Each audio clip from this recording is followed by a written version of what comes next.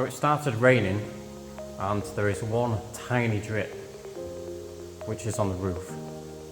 That's why I put that there.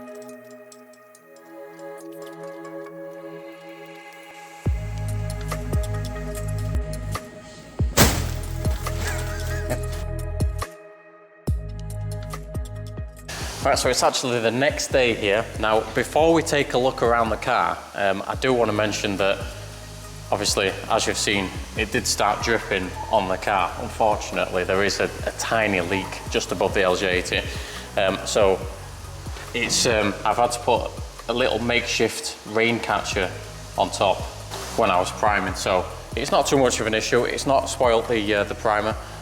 Also, I did an 18.5-hour shift yesterday. I finished priming this at about 11:30 at night, so I didn't even untape it. I just basically switched everything off and went home.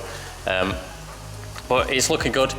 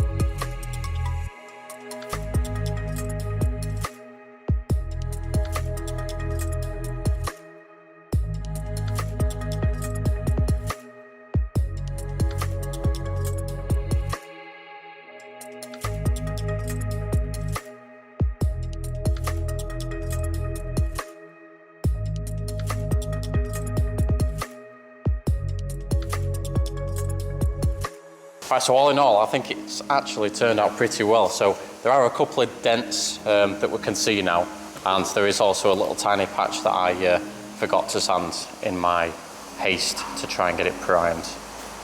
But anyway, so that's all sorted. So what I'm going to do now is I'm going to refurb these, and then I can get these doors on so they don't get damaged.